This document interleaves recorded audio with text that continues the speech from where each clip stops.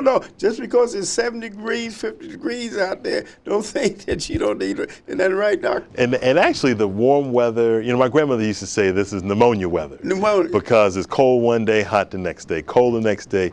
So you take your coat off on the warm day. Right. Then you go outside on the cold day without the coat. Yeah. And then without the long john. Without the long johns, that's right. I keep my long johns on all the time in the winter. It makes no difference. October, November, December, January, February, and hit around April, then I'll take them off. Start taking them off. But definitely people with COPD, chronic obstructive pulmonary disease, asthma, diabetics, pregnant women, you know, those individuals need to make sure it's better for them to get a flu shot. Even if it's late in the season, they'll still get a little protection. Yeah, you still need to get it. Right. You know, we talked about the DNA. Now, tell me, first of all, some people don't know what DNA means. Tell us what that is. Well, the letters D and then N and A stand for diribonucleic acid. Okay. And that's a term that DNA is like a spiral staircase. And so if you've been somewhere that has a spiral staircase that goes around, there are the handrails that go around, and then there are the steps. DNA looks like that spiral staircase, but DNA has all of the basic information that makes you and I humans. The DNA contains a code, and that code has 4 different pieces to the code. But that code is arranged in different ways. And so it's like a combination lock. You got to turn a little bit to the left, a little bit to the right, a little bit to the left. That combination is specific for that lock with that number.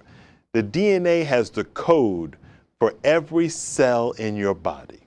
Everyone, even the teeny one down at your big toe. Every single one of them. And the same DNA is located in every cell, but the code is different in the DNA. So the DNA is that basic information that defines who you are and what your body does, and how that DNA, how that spiral staircase works will determine whether you're well, whether you're sick, whether or not your cells become bone or skin or eye or heart, you know, or muscle. And so DNA is that basic building block we call it. But it never dies then. DNA continually replicates itself, and you form new DNA all the time. But I mean, when you pass, the DNA still is there, right? Well, your body has to be alive in order for your DNA to replicate itself. And so the body's made up of cells. What's this stuff about? You see prisoners, they didn't have a DNA test 10 years ago when they were sentenced. That's right. And then they find out, maybe in a rape case, that they look at the DNA, or maybe it's a murder case, the DNA said back then it couldn't have been you. Well, the DNA is like a fingerprint. And so everybody has their own fingerprint called DNA. Right. And so my DNA is different from yours because my code is different from yours. And it's different from a relative too, a brother, a sister, or mother. That's right. There's similarities and there are differences. So you may say your children look like you or you look like your parents, but most people can tell the difference. Even though there's similarities, there are also differences. We use DNA for paternity testing. Right. So if someone has a child and there's a little disagreement on who the parent is, you get a DNA test of the mother, DNA test of the father, and then they say there's a 99% chance that the DNA matches or doesn't match. But if it's less than 90% match, then they say you can't say specifically that child is from those parents. 90%. Got to be above 90%. Above 90%. Right. And this is the legal or the technical. That's right.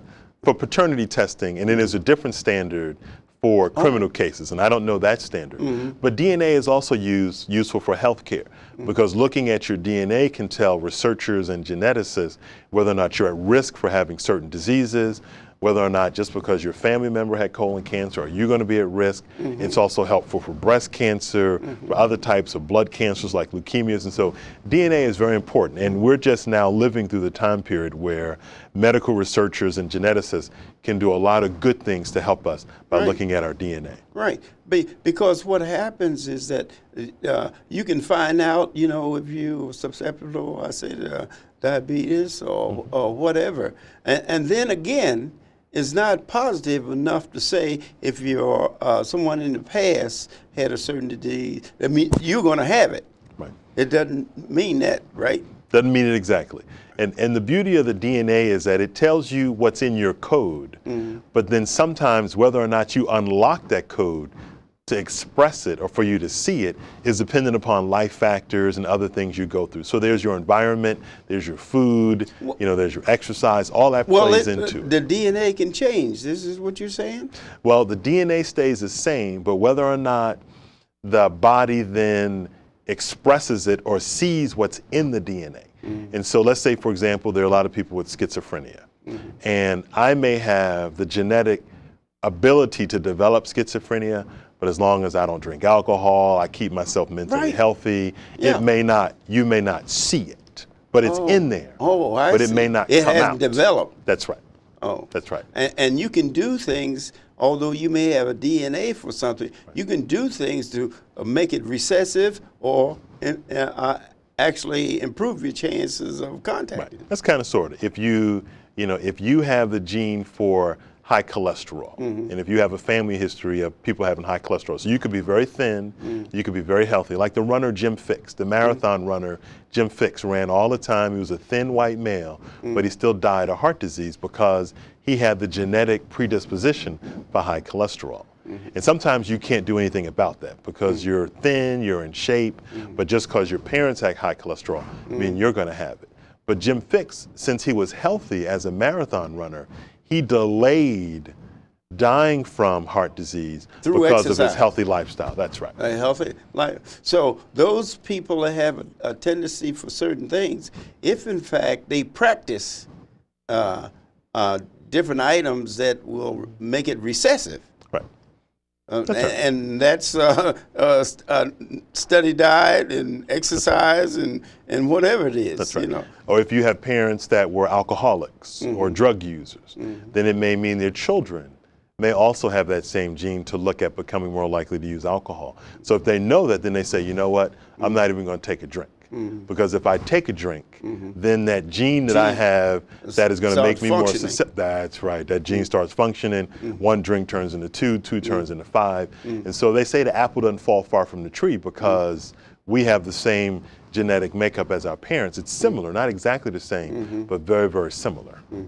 So actually, it would behoove a person to get a DNA test in, wouldn't it? They would have that way you have the tendencies there because you may not physically see it in relatives. Sometimes in DNA testing is useful in some ways, but to tell us the general things we're at risk for, most of the time in medicine we use a family history to tell us what you're at risk for. Right. And so a lot of the things you can tell just by knowing your parents and having a healthcare professional ask you certain questions.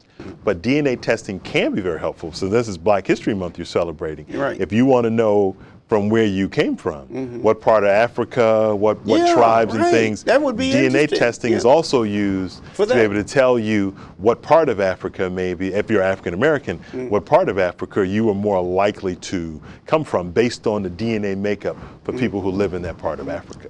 Oh, I see. So that way, hey, you better put pencil down there. I mean, come over and get this. You can find out what part of the world that you came from. Because, supposing there's a mixture of races, then what kind of problem do you run into then? Do you check both races, the DNA, or both races? How do you do that? Well, the specialists, the people that do genetic testing, they have DNA markers, they call it, like flag markers. Like you drive down the highway, you're at mile marker number.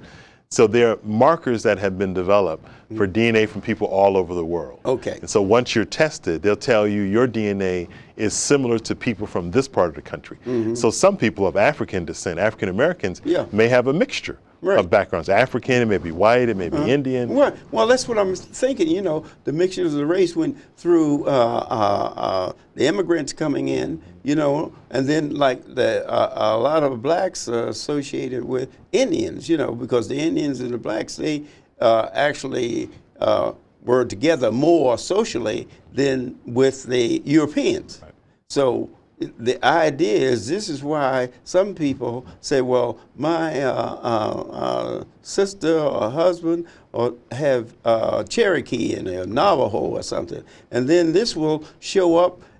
That way you can tell, well, how do you compare the different groups, you know, just like the Europeans, the Indians, the Eskimos, and that type of thing. Well, the geneticists, the people who work on DNA, they already have the map made for the DNA makeup of every race on Earth. And once you get your genetic DNA test done, and this is a specialty test, you have to find special people that do this. You can't go to your doctor's office and say, I want my DNA test. They don't do it. You have to go to special places that do lineage and heritage for DNA. But they already know what everybody's DNA looks like based on your race and where you're from on this Earth. And once you have your test done, they'll just match it up and say you are part African, you're part European, or. Well, actually, that's a good investment for families to pass on to their children.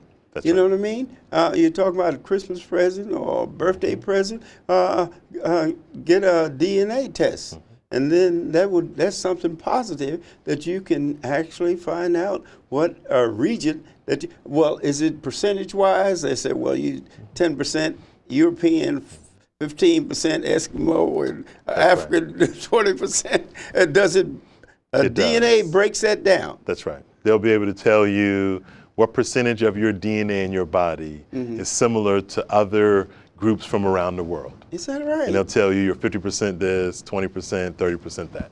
Is so that they right? can, the science is that specific now, where they can give you what percentage of your DNA. And the DNA can just be from saliva sample. You can drink out of a cup and somebody can take the cup and get a little saliva and test it. So it's very sophisticated. Is that right? But it seems simple. Simple. It's not like the flu shot. It hurts when you.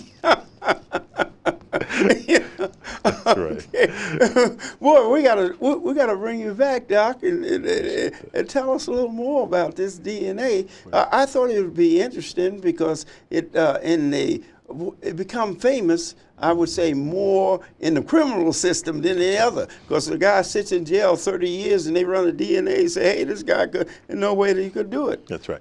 Most commonly used in the criminal justice system, also with paternity testing, and like we talked about. Right. Those are the two biggest ways. But DNA testing in medicine can help people understand what types of cancer they may be at risk for, what types of blood cancers they may be at risk for, colon cancers, breast cancers, prostate cancer. There's a role for DNA testing. So, hey, you heard it here on Ed Brown Show now. That's very positive. Hey, it doesn't hurt to get a DNA test. You know what I mean? It's not like the flu shot and all them shots. You can go, just like the doc was saying, you can go and have your juice from that hamburger you've been eating or whatever, you know.